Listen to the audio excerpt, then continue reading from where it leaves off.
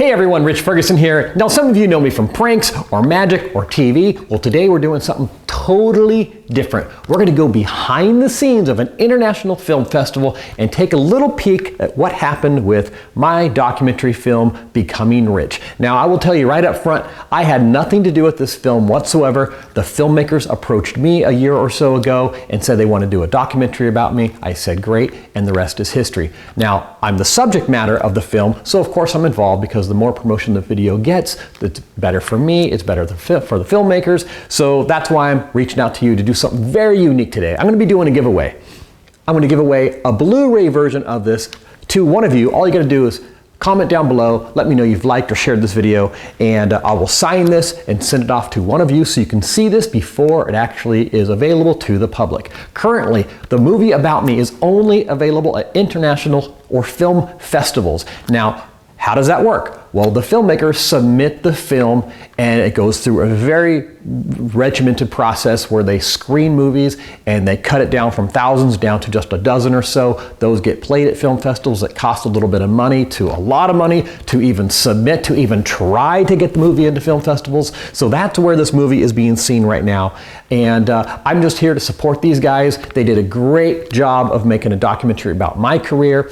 But stick around for the rest of this video because I'm going to show you a whole bunch of behind the scenes of me doing a little magic at parties, but more importantly, the entire Q&A that was at one of the film festivals that I was fortunate enough to attend. And so that'll give you some insight about magic, pranks, YouTube, all kinds of fun stuff. Watch the Q&A. I hope you enjoy it. Stick around to the end. We'll do this giveaway.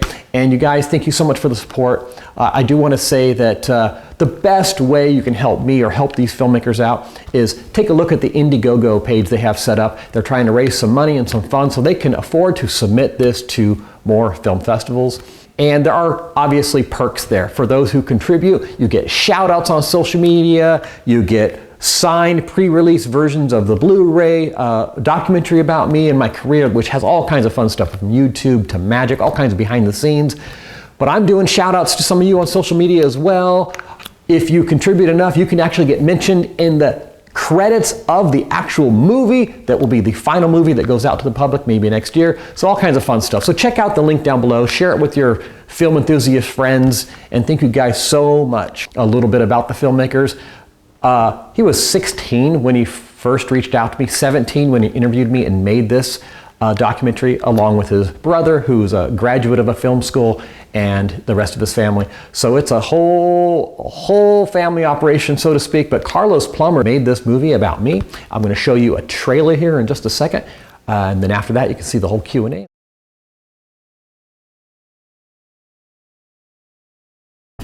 Magic has shaped me in a unique way in the sense that it's given me a lifestyle, but I'm not a wizard. I don't go around pretending to be a magician. Illusionist Rich Ferguson, please welcome Rich Ferguson. Some of those tricks that he has are just, I mean, they leave people completely dumbfounded. I get to really see how people are reacting to what he just did to them, which almost stops time. I'm just a guy who has abilities.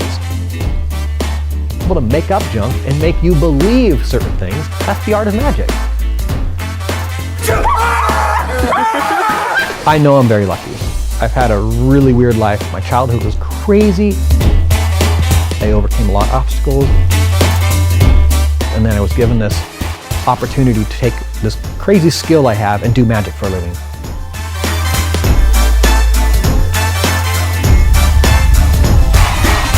How has magic shaped who you are? Or did I shape the magic?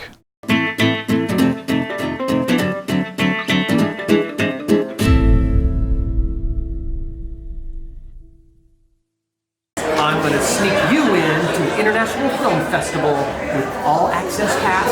I brought in some camera guys and we are going to show you some behind the scenes of some fun stuff. There's actually a documentary playing about me and my career in YouTube and magic and life, and that's going to be premiering at a really big theater, and I'll show you some of the behind the scenes of that as well. So we're about to kick off this party where I'm going to be doing some magic tonight, and I can't wait to show you a few of my fun tricks because I teach you guys fun stuff, but you never get to see me somewhat in action. So guys, thank you for watching. Let's do this. By some incredible people. So you are really in store for something special tonight. My first thank you is for this brilliant 75-plus-year-old classic theater, one of the best in the world of Fremont Theater. Come here.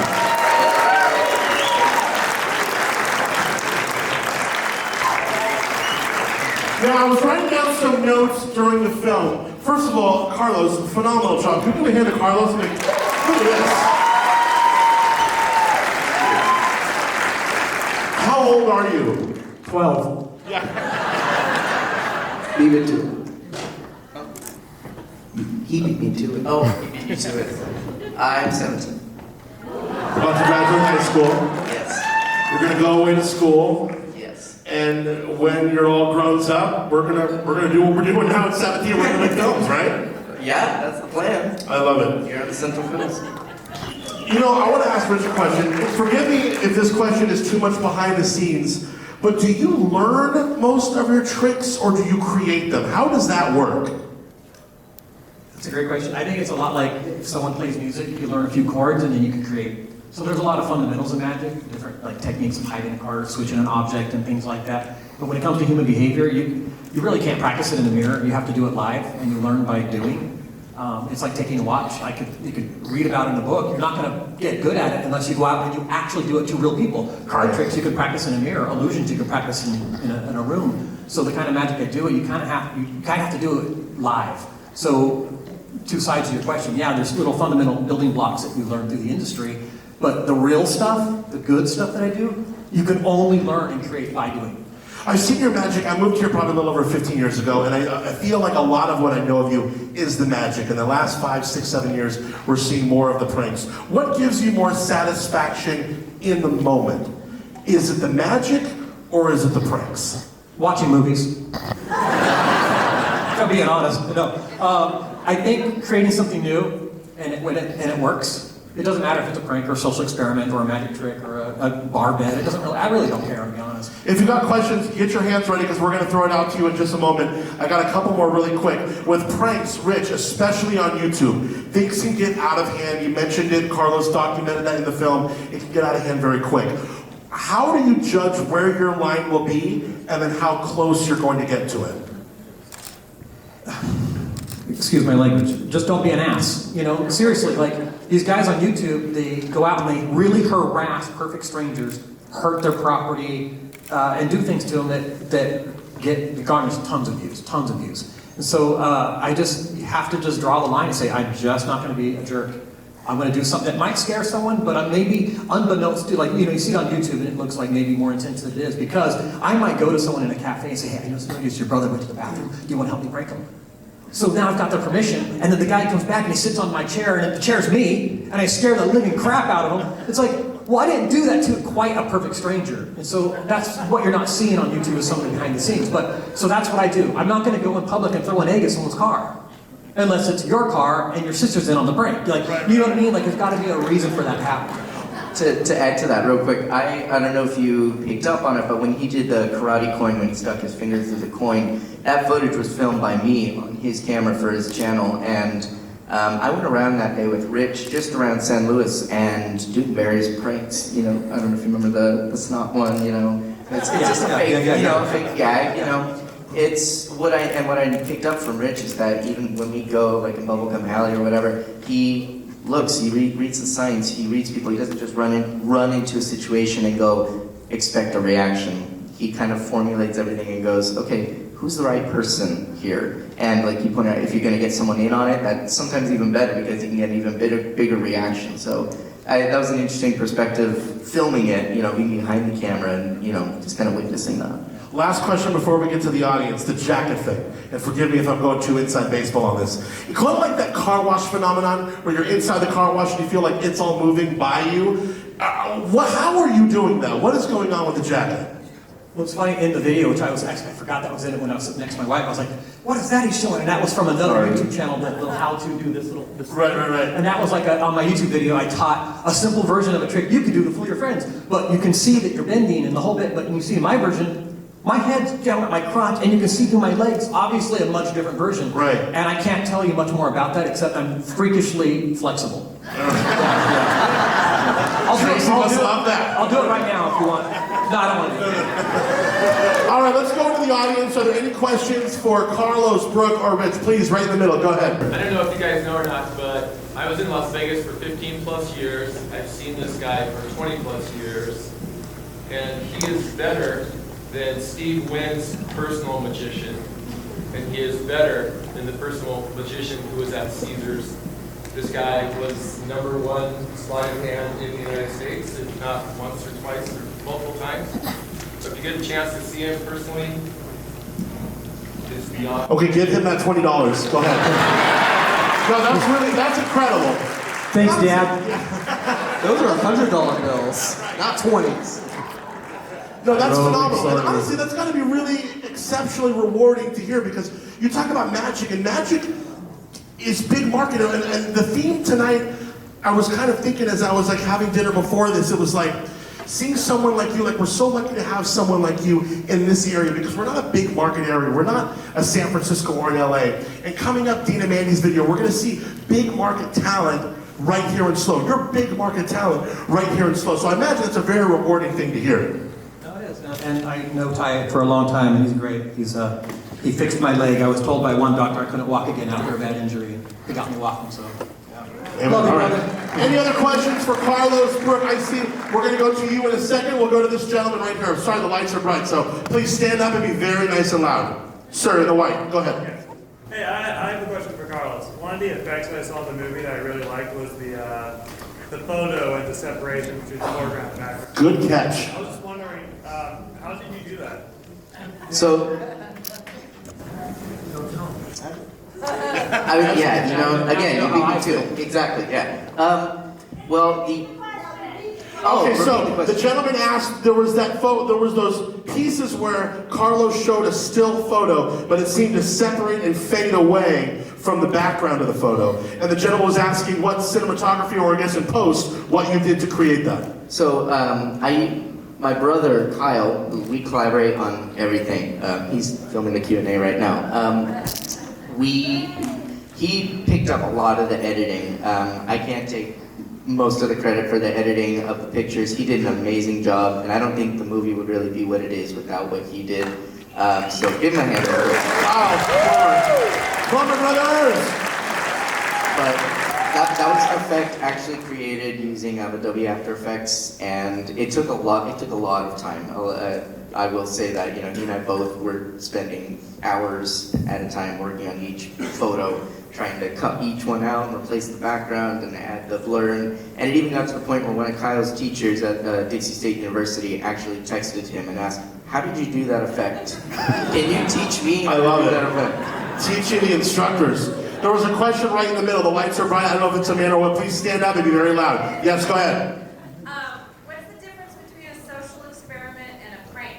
What's the difference between a social experiment and a prank? Great question. That's an interesting question. Yeah, they do overlap a little bit, but a social experiment would be something like doing somewhat of a gag or a prank, maybe not even a prank, just a question to someone on the sidewalk that's going to raise up other ideas, like helping homeless, or making you be aware of how unsafe it is a woman puts their purse on the back of a chair, or whatever it is. It's a way to bring something more aware to the subject. A prank is literally just surprising someone or shocking someone or scaring somebody or whatever it is for the sake of doing that.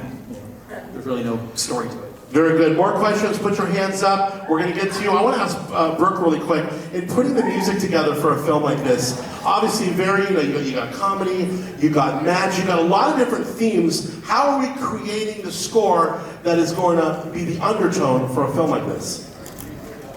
It's magic.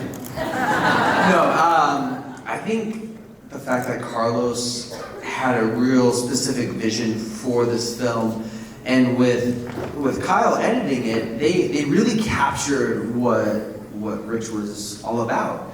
I didn't meet Rich until tonight, and I will say that I felt like I knew him simply because of the way that everything was crafted together, and they told a story. And in writing music to picture, it's really important that I don't take away and simply just enhance whatever it is. you know, music is sometimes referred to, if you know John Williams and what he does in a lot of different prolific scores, is he's the oxygen to the music, and really it's just a storytelling element that happens in post-production. You know, the one thing I do is look at and see the pacing and look at the vibe and the emotion. And going back to what was happening in the beginning and those still shots and they were moving, that was so critical to creating an absorption for the viewer. I felt like that I can really create some space and hopefully pull you in a way that's not obvious. And I hope that translated. I think the most fun, and I was telling this to Rich earlier, was that there's a part where Rich says, shape the magic. I took that clip, I asked for the audio clip of that, and I stretched it out into a, you know, I slowed it down and I pitched it up an octave, and then I pitched it up another octave, to the point where I actually created a synthesizer out of him saying, shape the magic, and I actually wove that in to one of the scenes in the film. So that was my own, I don't know magic, and I don't know how to perform magic, but that was my own magic trick, was to take something that Rich was doing and to organically put it into the film. He was playing a magic trick the whole time, you know, within the music, and that was my job, is just to simply support what the story was. This was not just about magic. This is about something that I think a lot of people can connect to, and I think Carlos had a really great vision for that, and I hope you guys all connected to it as well. A hand to Brooke for doing that magic, doing that music within the film. That was beautiful. Really good. Brooke is the next big thing in the movie music industry. Right? I just imagine like your wife brushing her teeth and you're like, dun, dun, dun, dun. She's a call assistant too. Carlos, great job on your film. Thank you. And Rich, hi, Karen here. My husband and I know Rich just from playing or doing his magic at many events that we've had. But my question, Rich, and I think most of the audience wants to know, is what is the most or the best prank you've ever done on Tracy? oh wow. Best prank you've ever pulled on your wife, Tracy. That's an easy one. The twins? You went there. One, you two, boom, like that. Well, what's the other half of your question? The other half of my question is, you're beautiful twins. We love seeing the pictures. Are you teaching them magic? Are they following Daddy's footsteps? Or is Tracy saying no, no, no? We're a funny house. We play hide and seek since they were 1.5 years old, and they're really good. So we are a house of kind of like silly stuff. So I don't teach them magic in the sense of like I'm teaching them the steps of magic so they can perform for their friends. They're 3.5, you know, they're not there. But they do watch and mimic me. They understand the concept of Dad's a magician, he's leaving to work.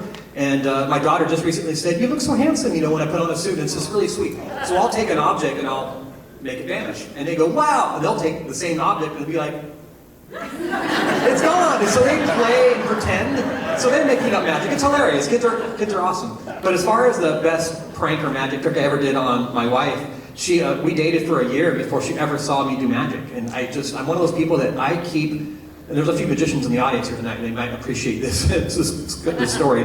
But there's a joke in the magic community, is like when you get introduced and, you know, there's the wife or the girlfriend, and they go, oh. And it's really kind of weird. I don't know why, but it's true. And I never used magic to hit on girls. I never used magic to meet people. It was in business because I got into it so late. So I had a different kind of background with magic. And when I met my wife and my friends, they all knew I dabbled in magic. And it was like we were dating like a while before I got off an event in Santa Barbara, and it happened to be close enough that I drove home in my whole outfit. I had all my gizmos ready, and I was on fire because it was still a close enough drive that I was still on that 2-hour buzz after an event. And I pulled into this restaurant, I met her and all of her girlfriends and a couple of my other friends at this place downtown, and I was ready to perform. I was like, let's do this. So I just started doing magic for her and her friends, and that was the first time she saw me do magic, I think, if not maybe at the Donna Inn when we were like pre-dating, I levitated on the dance floor one time and she was like, that's really weird. But to answer your question, I have a really good story for you.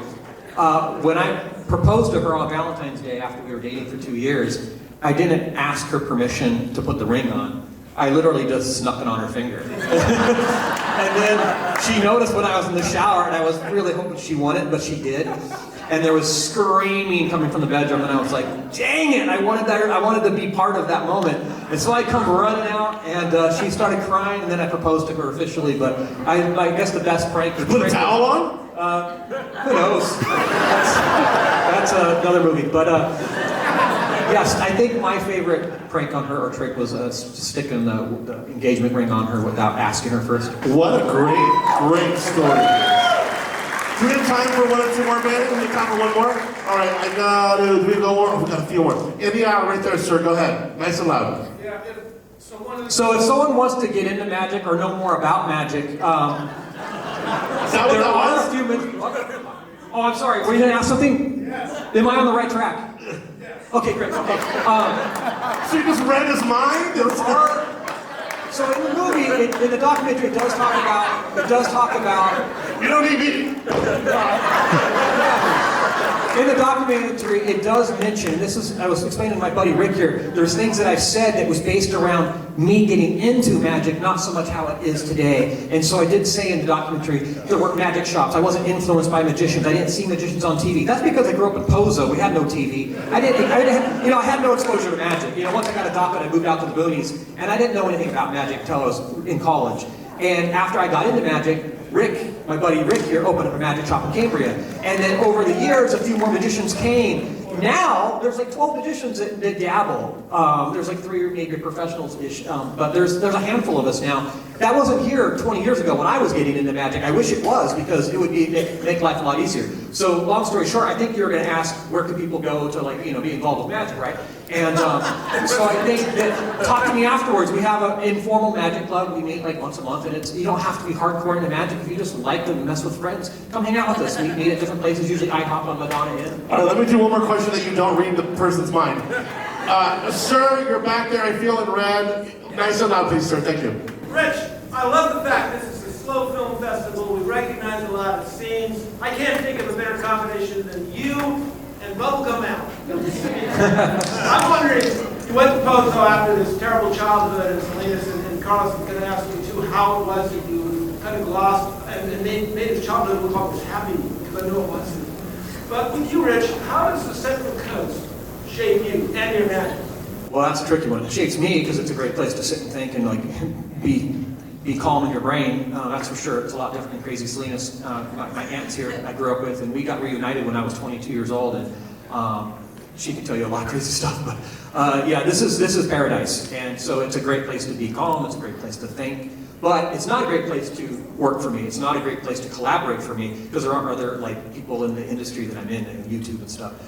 So as far as how it shapes my magic, it doesn't. I'm in my home, in my basement, tinkering and coming up with ideas.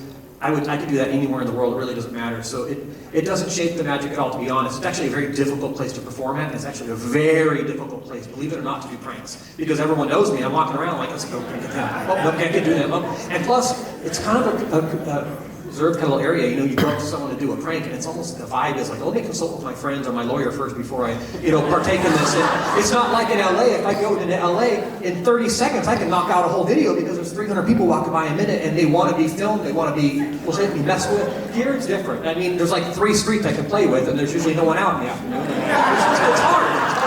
Carlos, how does the Central Coast shape your art? Central Coast is an amazing place for, filmmakers, photographers, anyone, any artist, and I think Brooke can agree and attest to that. I mean, it's an amazing place to shoot and just to, sit and think and get ideas. I mean, driving out to Paso on 46 and you just look out over the sweeping hills and you can see Marble Rock from there, and you're just like, oh man, I just have like amazing ideas, put up some music. I think it's a great place to, to grow up. I've lived in Cambria my whole life. I was born in San Luis, and it's just been absolutely incredible, and I'm very lucky to live here. You mentioned how I did kind of gloss over the childhood, and I don't think my goal was to make it seem happy. I think my goal was to move forward almost, because there has been a piece done. Someone interviewed you about your childhood, and I felt not only has that been covered, I think it's just something that, I think the most important part about Rich is what he's doing now, and how he took that and basically completely moved on, completely, turned away from that and created a successful life for himself, which to me is extremely inspiring. And so I don't think I really wanted to focus on that aspect of his life as much as I did what he's doing now. And so I think that was kind of my thought process behind that. Brooke, how the Central Coast shaped your art? I used to play punk rock music right across the street where they've expanded Woodstock. It used to be called The Dwelling. So I never thought I would be going from that to writing music in a capacity where, little fact, I actually got engaged in this room right in the back to my now wife, Brittany, who's sitting back there. And this community is so, we're a small community, and I think we really latch on to, if you're a musician, you want to hang out with musicians. One of my best friends, Casey Lieber, is right back there. We were playing in our garage in Paso Robles, at 15 years old, trying to sound like Blink-182, and we never got there, and that's okay, because we got better, and we got into new things, and there was a community of people that really inspired us, to do something, I think, that was, what can we do that is beyond what we think we're capable of? And I think this is a really great community for that, because we don't have a lot of resources. So we have to create our own resources. We're not Los Angeles, we're not San Francisco, we're not New York. So what do? We turn to the people that we know, we turn to the people that we trust, and in turn, I think that has really given us this opportunity to create a community, not only in terms of musicians, but in terms of businesses. And I think that is something that with Rich, in a way, I respect and I admire, because in a way he was punk rock. He was the guy doing something no one else was doing, and he didn't care what anyone else thought. So it's easy for me to latch onto that and to write to that and to foster that into something that hopefully would help inform this film and his stories. So that's all I got. Give it up for Brooke Monroe. Brooke Monroe, your director, your cinematographer, Carlos Plummer. Show some love to Kyle Plummer. Ladies and gentlemen, Rich Ferguson. One more time for the cast and crew of Becoming Rich. Come in. So that was most of the Q&A at this one particular film festival. We edited out some of the material, and now let's take a peek at just a little bit of the magic behind the scenes at one of the after parties. And you guys, again, thank you so much. Just click the link, help if you can. I understand if you can't. You just being a subscriber is help enough. But like I said earlier, I have nothing to do with this except for just being the subject of the film. They created it all, they're promoting it all, they're submitting it, they're doing their thing. They're young filmmakers, and I just think they did such a great job. I can't wait to be able to share this with you guys someday. But for those who want a signed pre-release copy, get involved. Hey guys, I just wanted to show you a little more behind the scenes. Now we're at the red carpet event. It's Saturday night at the film festival. My documentary just showed a Thursday night, so now we just went through and did some interviews here, and I'll show you some more behind the scenes fun in a moment. $4, $5, $6, $7, $8, $9, $10, right? Now watch very carefully. That's more than I had in my pocket. No, watch very carefully. Watch. It's not actually 10. It's just 500s. It's just 500s. Oh my God! Wait, what the? Because we're here celebrating movies at the film festival, so these are some of my favorite movies. I want you to pick one of those movies, but do not let us see it. Don't let people at home see it. Okay. Turn it behind your back, or do it and take your hand, pick one. I can take your information and shove it into a perfect stranger. Yeah, that's magic. That would be cool. So what do you think you picked? Was that it? Let's see. Yeah, baby! Yes! Look at that! Oh, what the heck? Yay! Okay, that was cool. Women's intuition. Here, try it one more time. Don't let us see. Don't let us see. Yeah, do it again. Do it again. Now look at her and really try to concentrate. Yes. Yes. What? Ripple through the book yourself. You do it. Stop anywhere you want. Stop anywhere you want. Remember the word, but don't tell us. Fantastic. Lots of words. Lots of words. Think about your word. Is there a word like a small word, medium word, or big word? What do you think? So not like so, not like supercalifragilistic, just a medium. So something like slavery or something like that. Okay. Is your word slavery? Oh, that's really you're so good at this. That's really what you had? I'm freaked out. I'm really freaked out. I gotta go. I don't like this stuff. Magic freaks me out. I gotta go. 2 points. Watch. Using green screen technology and editing, I'm gonna try something. I'm gonna cut and remove a slice of the film, and it's gonna appear as if the coin went right through. What the hell? This is what happens at the film festival. We make food disappear. Check it out.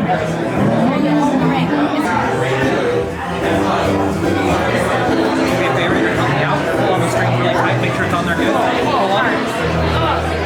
That's good. If you pull too hard, it'll go through. Don't do that. You'll mess it up. 1, 2, 3, watch. Back on. Here's all the movies at home. See? Right here. So what do you think? Wait, was that it? You picked Back to the Future. Let's see. Oh, look at that.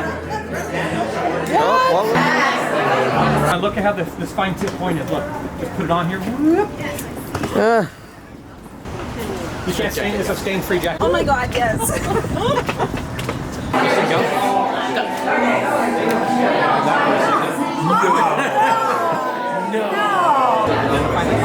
Don't actually write on the card, but imagine your name. Imagine what it would look like if your name was on there. Can you put your hand across on top of her softly? Don't bend the card. Don't bend it, please. Just hold it. Yeah. Hold it. Don't move. The next card's going to be the Joker. Now watch this. I'll take the Joker. This part's pretty cool. The Joker's going to be interesting. I'm going to put it right here, and then I'm going to switch it like that to your card. Well, take a look. Show them. Here. Put your hand back on top of yours, like that. Don't move a muscle. I'm going to show you how I do it, because everyone should know how to do one card trick. Watch. 1, 2, 3. That's how I get the 7 here, leaving the Joker there. Take a look. I'll take that back. Now I'll teach you another one. Watch this.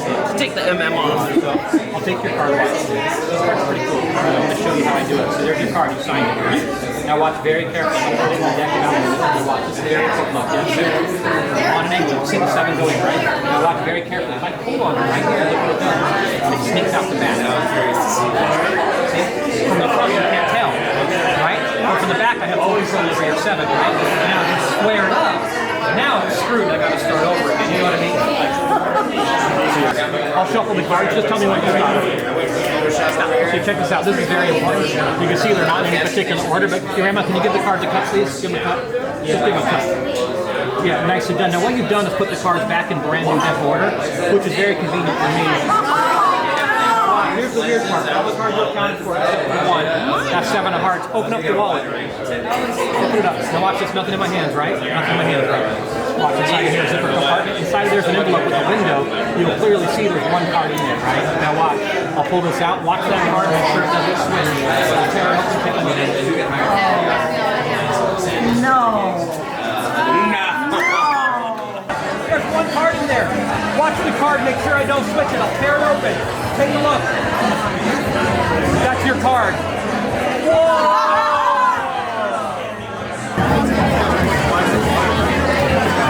Alright guys, thank you so much for checking out some of the behind the scenes fun. Next week we'll be teaching you some fun magic and back to some pranks. But I just wanted to share some of the love and some of the fun that we had here at the film festival. Hopefully in a few months or maybe later this year I can share the full film and documentary with you so you can see it. That's it you guys. Make sure you're a subscriber and you turn on your notifications so you don't miss any of my uploads. You guys, thank you so much. I love you. Peace out.